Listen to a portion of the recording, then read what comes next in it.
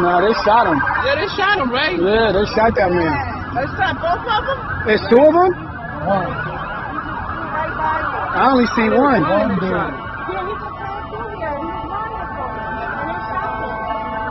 Damn, man.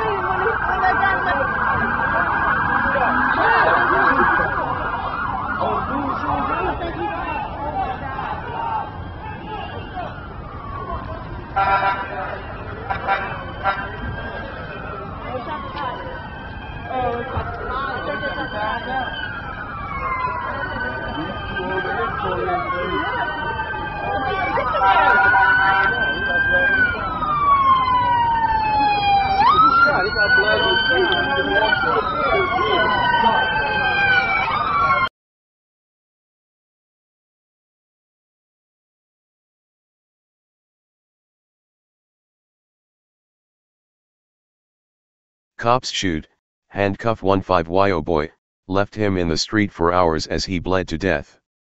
Stratford Court. Sadly, America will add Jason Negrin's name to the list of more than 1,000 people killed by police each year. Negrin, a 15-year-old sophomore at Bunnell High School in Stratford, had gone on a joyride May 9, in someone else's car. But Negrin received the death penalty for his sins after encountering Bridgeport police officer James Boulay. Police employ a number of ways to stop a fleeing automobile. Stop sticks often do the trick, immobilizing the tires by puncturing them. Then there's the box method, whereby officers surround a suspect vehicle with 2 or 3 other cars, and squeeze in, causing the car to come to a stop. But with Negrin, the only reported method for stopping the fleeing driver was for Boulay to shoot him in the chest. And now his parents are saying police left him to die in the street thereafter. Boulay was reportedly sworn in as an officer in September, after returning from the military. He's reportedly devastated after the shooting, is on leave, and is expected to return to desk duty after the months-long state investigation is conducted. Jesmary Melendez, Negrin's sister, openly questioned Boulay's killing of her brother. "I would never sit here and pretend to say my innocent baby brother," Melendez said. "I acknowledge that. But what I'm saying is, were you trained to properly handle that situation?" Image, http://pixel.watch/QT7. She said all the major problems began when the Department of Child and Family Services, DCF, got involved. DCF got involved, they didn't care, they didn't send truancy on him. Nothing.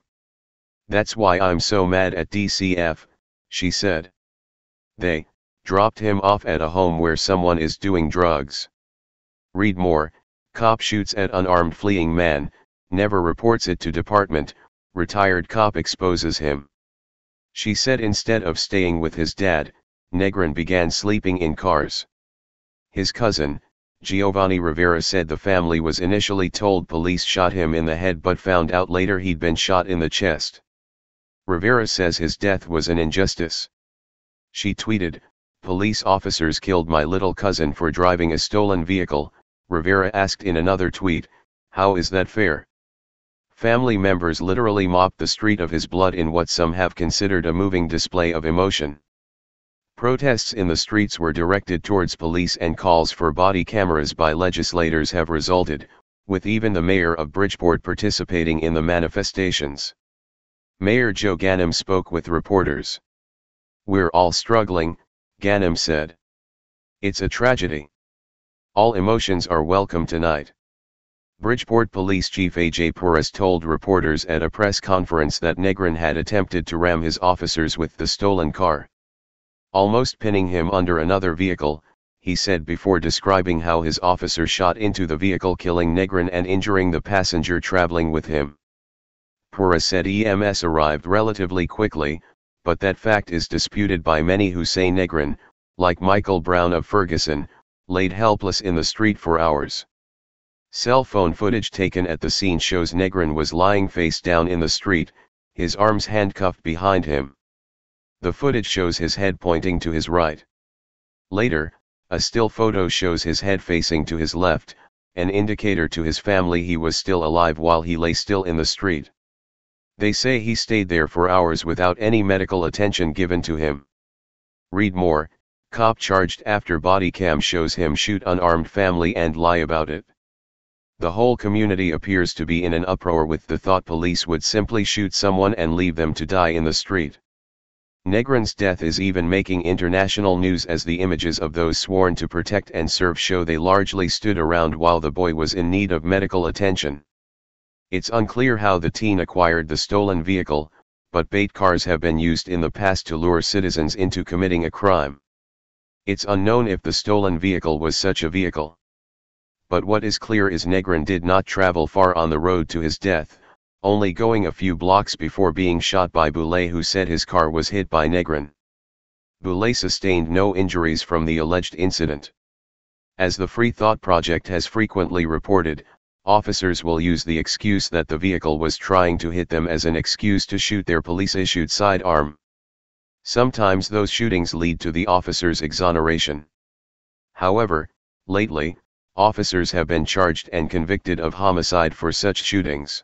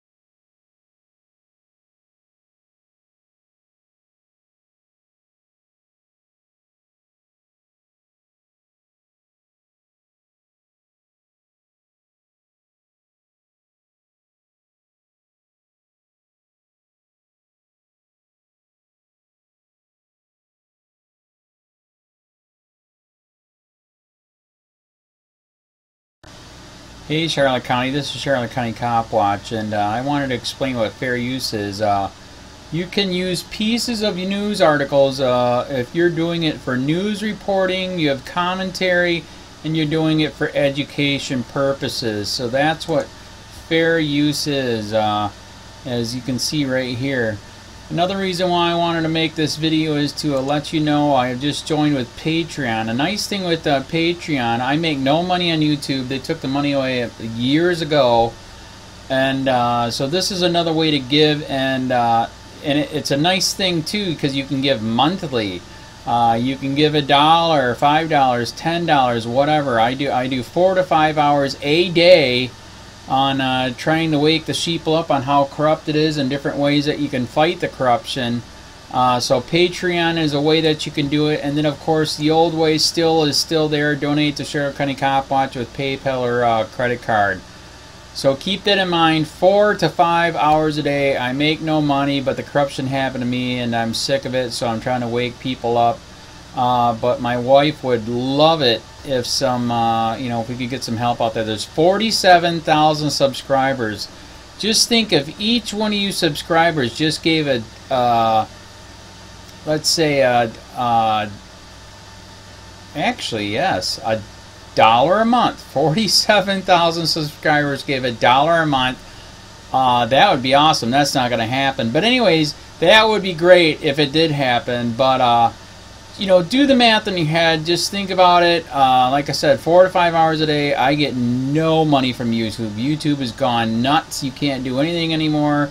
They're taking the money away everywhere. So these are a couple different ways that you can still help out with all this time that I put in. And as you know, I'm in a special situation where at least I can do it. 4 to 5 hours a day. We have a cleaning company during the day. That's what allows me to do this, and we're debt free. So this is my hobby. I don't go fishing and all that other crap. I try to save the world. So help me out to make the wife happy, man. In fact, if you guys did give $1 a day, and there was 47,000 of you, and you did it, and each of you gave $1, and that was every month. Oh my God, yes, I could quit. I could start suing them. Another idea too that we have is, you know, if I got, you know, some funds, we could actually contact everyone that has been ticketed and or arrested and put in jail and start sending them postcards to let them know we're here, and to see if everything went all right, and if it didn't, find out their story. So we could even do more investigations and more lawsuits. Lawsuits take money. So just think about that. You know, 47,000 of you so far right now. You know, $1 a day. I mean, $1 a month on Patreon, or $5 a month Patreon, 10, 20, whatever. Just do the math in your head. Help out. This is a lot of work every single day. Thanks.